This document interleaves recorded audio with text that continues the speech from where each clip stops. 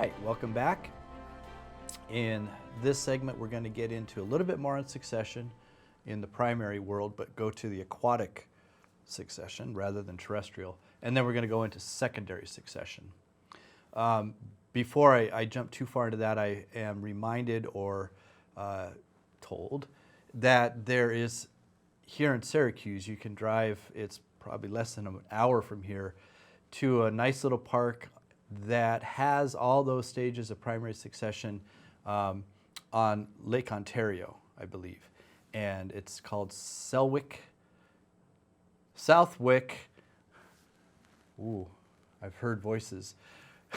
Southwick Beach Park and State Park, and you just go up 81 and you'll see the signs. There are a variety of different parks up there, but that one's a particularly nice one. It's got the sand. There was a recent flooding event, so there's been some damage, but that just lends itself to new primary successional opportunities to study. It's definitely worth the hike up there. Okay.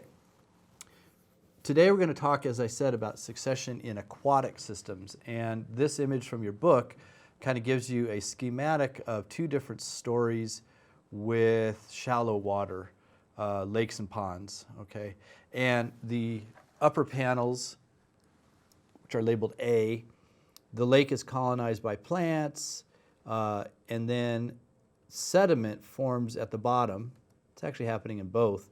But notice that there's this little raft of vegetation on either side of the shore, okay, right and left. And that develops more and more sediment building up, and eventually it fills in. And I'm sure some of you from the East Coast have run into these situations that are kind of bouncy, right, boggy. And this is all part of a gradual filling in of shallow lakes and ponds. Same thing happens in the panels labeled B, only things kind of come and go. The water lines go up and down through sort of drought events, maybe heavy winters. I don't think it's long enough for it to be a function of glacial periods, but after a while there's no water and vegetation gets settled, and then water comes back in, the water line rises, and now you've got this island again, a boggy island, that is kind of bouncy. Be careful though, because you don't want to break through that. Okay, and peat sediment is involved with both, really. So just two different scenarios for how a lake or a pond will fill in and then become a successional terrestrial system versus the aquatic system. And here's sort of a schematic, or not a schematic, some images where initially you've got the vegetation kind of encroaching in from the forested area, filling in more and more. Now you can see some sediment is allowing plants to get established in the middle of this water, and eventually you get these black spruce forests. I believe they're black spruce after the sediment has really filled in. You still have that water in the middle, all right? And I'm sure those of you who backpack or camp have seen this kind of situation. So it's kind of, I've listed this in the book, I think lists this as aquatic, but it's really sort of a combination of aquatic and terrestrial. Here's our Mount St. Helen. The picture on the left, I did not take that, but somewhere in my batches of slides, I have that same picture. All of these, this is just a huge raft of trees that blew from the eruption, and here you can see the crater, into Spirit Lake. And in the mornings, it would be right here where we woke up. And then in the evenings, it would blow all the way over to this side. And it was just going back and forth every day, back and forth, back and forth. And they're all entire trees. They're logs. They're stripped of any other branches. They're just big logs. But that was the beginning of the Spirit Lake succession, if you will. They eventually sank and became part of the sediment. Over time, there's records, I think initially it was sterilized because the hot ash, and there wasn't lava in this pyroclastic eruption versus what you see in, say, Hawaii as a basaltic situation. But in this one, it was sand and mud, really hot, and it went into the lake and probably raised the level of the lake quite a bit because there was a lot of that flow, and it boiled. And so my bet is most of the life was knocked out in 1980. But by today, it's actually alive. There's even fish in there. And I don't know, I haven't seen anybody who's looked at it, but I'm sure someone has. I think some of those fish are probably human plants that someone came along and put some trout back in there. But maybe a golden eagle or an osprey got into a tussle with some other golden eagle or osprey and dropped a fish in there. Maybe they came into the creeks, hard to know. It's out, this is not very close to a lot of activity, ecological activity, at least initially. It's starting to build up now, some 20 years later, 40 years later.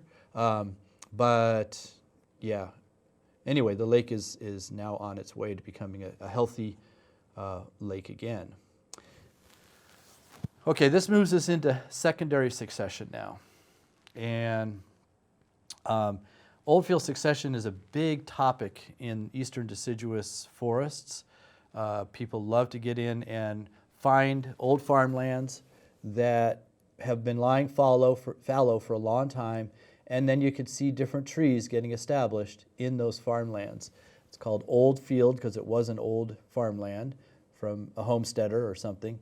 And today you can even have 200-year-old forests that have gone from the old field crabgrass system, make sure you see where I'm at here on the far left, and then all the way to oak hickory, which is the climax forest over here.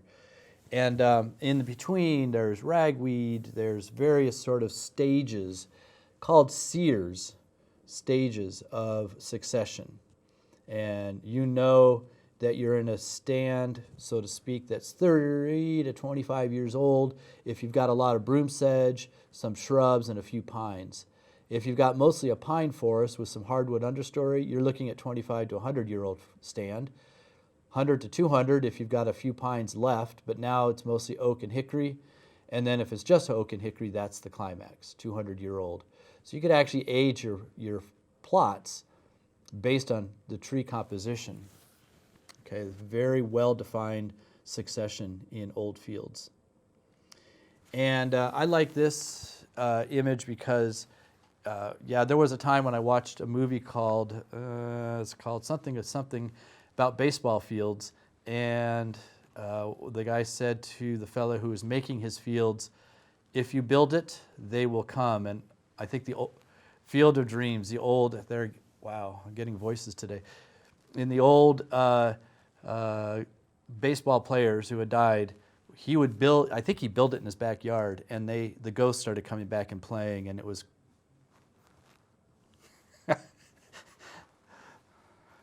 yeah. Okay, so he built it in a cornfield, and somebody told him to build it. I don't know enough about baseball. Back to this, if you've got succession, the bird species also follow a succession. So, and the mammals. And so early in the succession with the grasslands, you're going to get sparrows and meadowlarks. As you move into the more, the older forests with pines and such, you'll have some yellow throat, I believe that's a warbler, some vireos, and then wood thrush and more warblers in the older forests. So, and then mammals are following that too. So this picture is out of your text, but I found another one that has some of the same birds, but also shows mammals. So those of you who like the furry ones more than the feathered, you can see they too are undergoing a succession of sorts. Yeah? Following the plants. All right?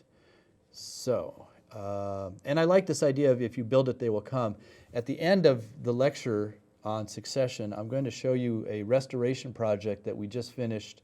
Well, we just finished, but it's on its way to becoming a restored habitat where we did build it.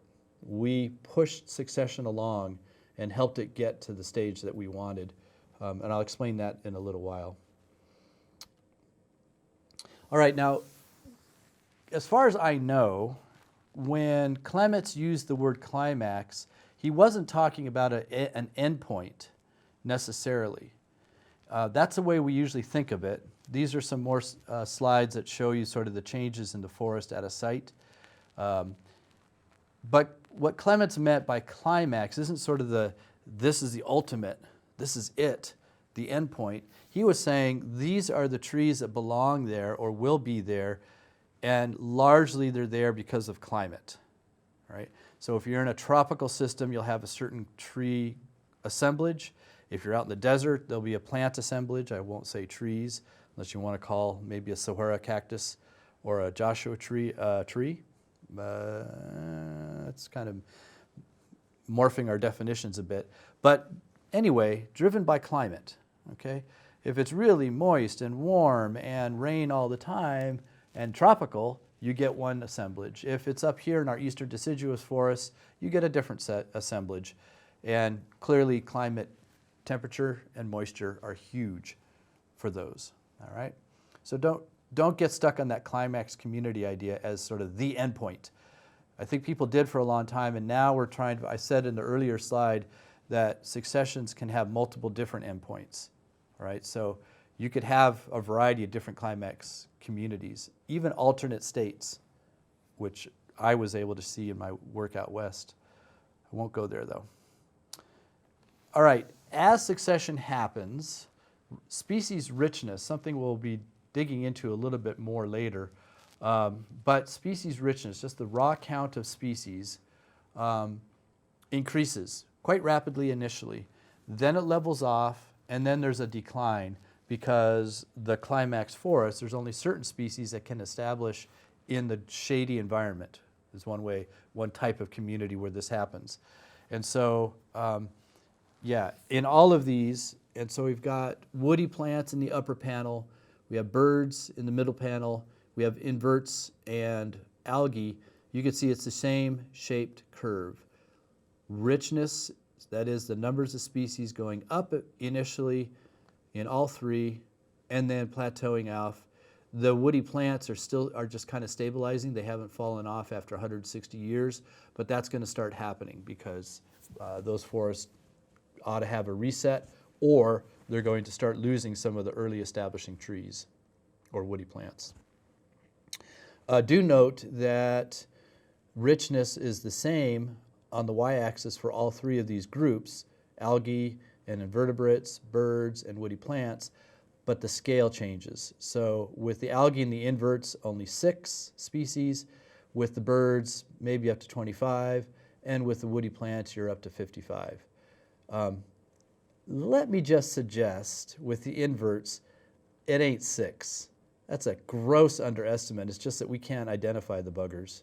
So that always gets me going, because when the authors of a book are a bird specialist and an amphibian specialist, they rarely think about the inverts as being very diverse, but they're huge compared to the others, all right?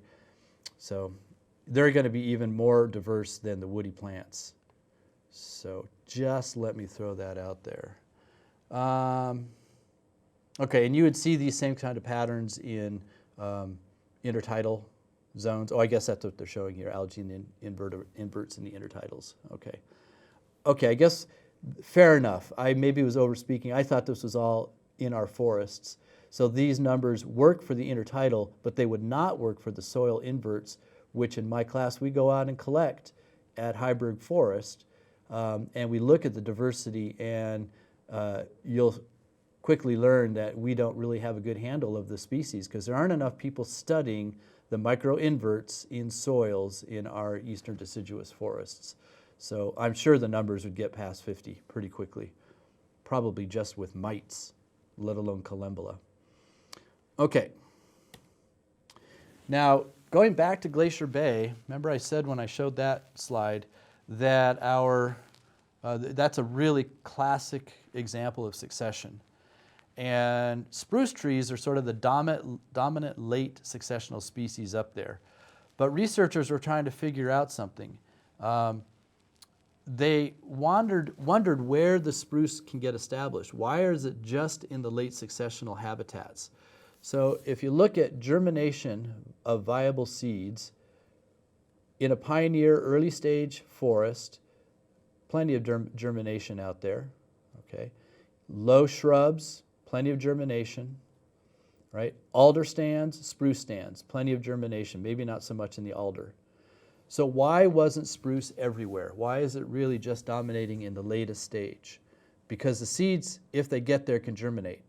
Well, that's the key, if they can get there. It's a dispersal limitation factor. And the more we look at plant communities today, the more we realize that what we see on a site is related to competition, is related to species interactions, mutualisms, and things like that, and also presence of the species. I'm going to build this model up a little bit later. You have to have the spruce around in order to get the seed to get there, okay? But it is a function of, ultimately, dispersal limitations. Can the seed fly or be blown by the wind, if the wind in the right direction, to get it to the site? And so if you look, there's spruce germinating, there are spruce seedlings, and there are seeds arriving, and that's the big key, the lower panel. That's why your late succession is dominated, if you will, by the spruce, because they can finally arrive and grow up, and the other species start to drop off. The pioneers, the low shrubs, the alders can't compete in the light environment that the spruce provides. Spruce has to get there first, though. Okay? Hopefully that made sense. Oh, there. That arrow clarified it all, I hope. Okay, now we get into some interesting tweaks on what we have already presented in the past. Plant and general ecology has been dominated in terms of species mechanisms by the idea that competition rules all. And if you haven't figured it out, I'm not 100% agreeing. And in fact, a lot of ecologists don't necessarily agree. Again, competition is important, but there's more going on than just competition. And in 1977, again, not long ago, for those of us that have been around since, okay, so I'm a boomer, so okay, deal with it. But 77, I remember 77. I remember things that happened in 77. I had no idea about this paper. But today I look back at it and I say, this is a classic. Connell and Slattery, 1977. Say that to a plant ecologist someday and they're going to look at you and like, wow, where'd you get that?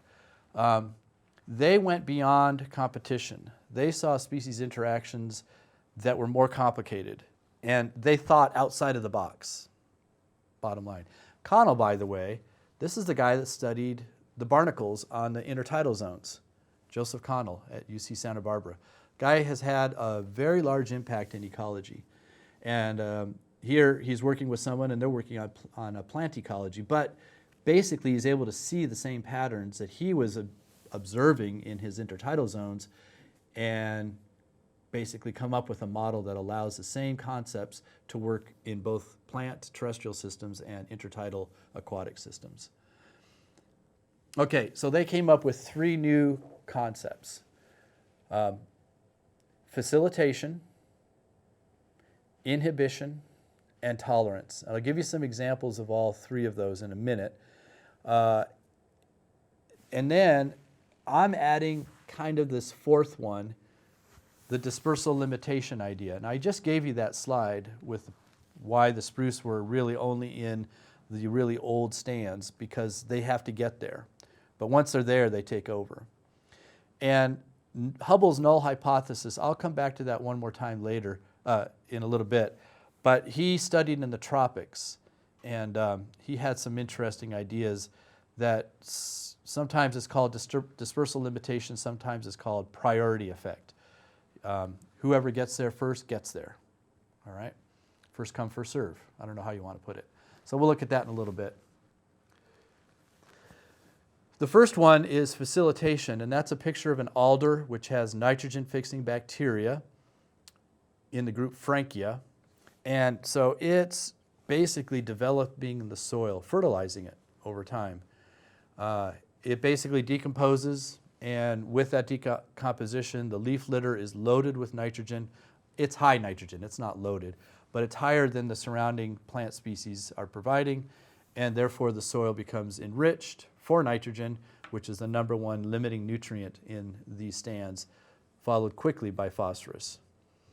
All right, so facilitation, the plant moves in, it establishes, it creates conditions that are good for the next group of species that can't get there without, in this case, higher nitrogen. Or maybe the leaf litter is providing a moister environment, or maybe the shading, if you're in a chaparral setting, the shading provides a more moist environment for seeds to establish and or germinate and establish under. Okay, so that's facilitation, and it really is sort of Clement's and Cowell's idea that you're succeeding by one species providing conditions for the next. And it's that's our typical idea of what succession's about, ignoring competition for now. Here's a review paper that a colleague and I put out in 2009. Facilitation is often kind of not looked at very highly in the plant ecology world. Again, competition is a much more interesting topic for most. But what we did is we looked at a lot of different papers, and we looked at, for seedlings that were found near hosts, how many were having a negative impact from being near the host, and how many were getting a positive impact from being near that host. And these were often, I believe always, from different species. So a different species lands near a different host, gets established, and does it tend to peter out and die because of competition or allelopathy or things like that? Or does it actually do better by the presence of that host? And what we found is, yeah, there are some that have a negative impact, and they don't do as well if they're near a host, this middle bar. Many had no effect. Didn't seem to matter whether they were near a host or not. But we had, in numbers of cases, and these were papers that had been published that looked at these kinds of situations, more, maybe twice as many, had a positive impact from being near a, quote, competing host. And of course, Marcel van der Heijden and I are both mycorrhizal specialists, so maybe we were biased in seeing that, but no one had ever put this into any kind of framework. He and I had a couple papers out that looked at that. And presumably, it's the mycorrhizal networks that are helping these plants get established. And I could go on for an entire semester. In fact, I will in mycorrhizal ecology next semester. But there you go. Facilitation, not the tree itself, but through its associations with the mycorrhizal fungi. Inhibition, you've already heard about. We've talked about it. I've shown this picture from the book.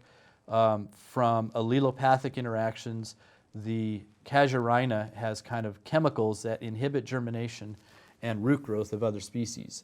And so that's classic inhibition. It would be interference competition, right? They're interfering from another tree or shrub or plant and not letting it get established. Exploitation is it gets established but then sops up all the nutrients or water. Grasses are really good at this. So the story about the fire out at Point Reyes, where the Park Service asked if they should put ryegrass out, and we said no, because we want the pine forest to come back. The ryegrass has little fine roots that form really dense root mats. The conifer, the pines, have tap roots but not dense, and the grasses would have sopped up all the water and made the conditions too droughty for the pines to get established. That would be exploitation by the grasses. They're stealing all the water for themselves. It's a pretty classic situation. Again, looking at some of my own work, here we have both facilitation and inhibition in the same plant community. Now look at this. If you remember this from the first day of lecture, I talked about this. These Douglas fir are establishing in this plant patch, Arctostaphylos, which has mycorrhizal fungi, but it can't establish out here. I even put plants out here. They germinated and then they petered out. Those that I put out here, even though conditions were otherwise kind of worse for Douglas fir, do get established. So we have we have facilitation there, in the Arctostaphylos, and we have inhibition here. Those arrows should have shifted. This should have started with facilitation down, and this should have started with inhibition down. I could probably fix that on the fly, but I'll keep going. Okay. Now I'm going to get a couple of examples of some interesting sort of nuanced interactions or settings. In this case, species replacement can occur with a sapling bank. So if you look at the blue bars, these are the canopy trees. You can see that this stand is dominated by, and now this is an importance value. It's a measure of 3 different things. I won't go into it. I think you do this at Cranberry Lake. I used to do it in general ecology, but when I found out they were doing it at Cranberry Lake, I dropped that experiment. But you can go in and decide, how important is sugar maple in our local stand? And getting up to 100 for the importance value, that's pretty important. So there's a lot of sugar maple.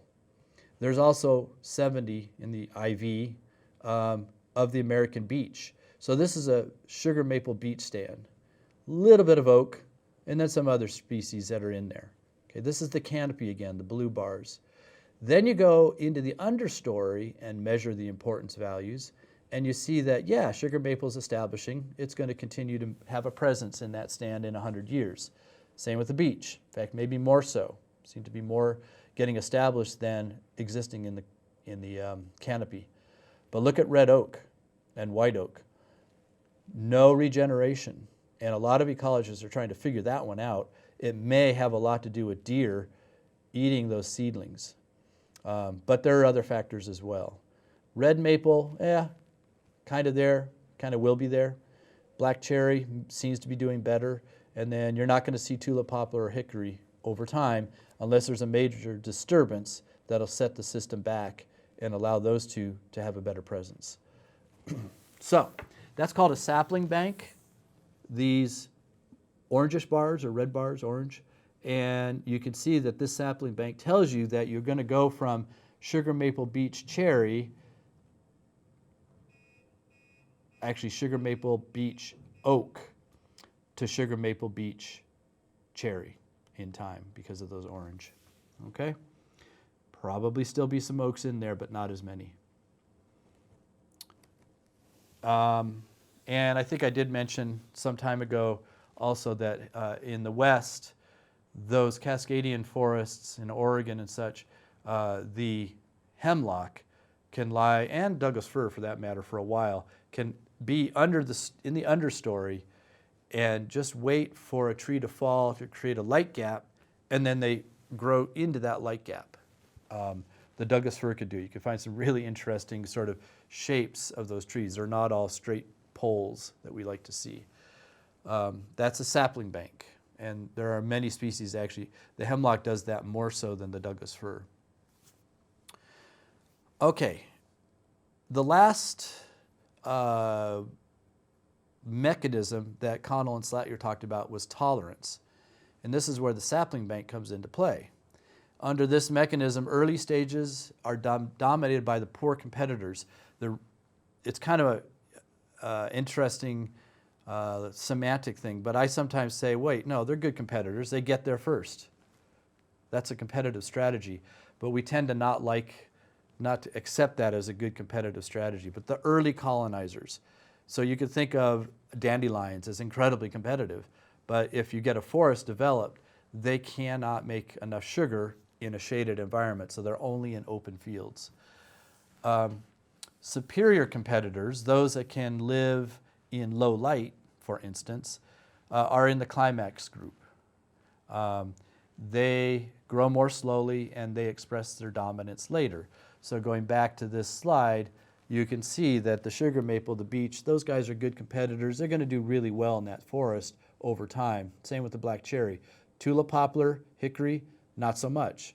They're in the canopy, but they're not getting established in the shade. All right. So there's my hemlock. Actually, this is one of the stands I worked in, a 300-year-old stand at least in the Cascades. And I was looking at fungi that were connecting through mycelial networks, the hemlock and the Douglas fir, and they seemed to be almost completely willing to associate with any tree root they could find. They didn't care. who won the competition. They just wanted to have one of them win so that they could be at that site through time also. But Douglas fir is shade intolerant. It gets there early on after, well, a clear cut, but before that a big fire or a wind blow or something. But then it cannot survive under its own canopy. So it starts producing seed, and after a few hundred years, it's not able to establish underneath itself. The seeds germinate, but then they die. However, western hemlock is shade tolerant. It establishes under those Douglas fir and its own canopy, the hemlock canopies. So eventually, all the old Douglas fir die. After about 300 years, that's what formed this gap, and the hemlock take over. Typically in those stands, the fire return is about 500 years. If it's not clear cut, it's probably going to get reset. So Douglas fir maintains a presence in that system. Okay, that's it for this segment. In the next segment, I'm going to dive again into some more sort of nuanced situations. I talked about sapling banks today towards the end there, and shade tolerance as being a major factor for what species wind up succeeding in a location. Okay. In the next section, we'll get into a few more nuanced situations. So thank you very much. I hope you enjoy these segments as much as I do, and we'll see you next time.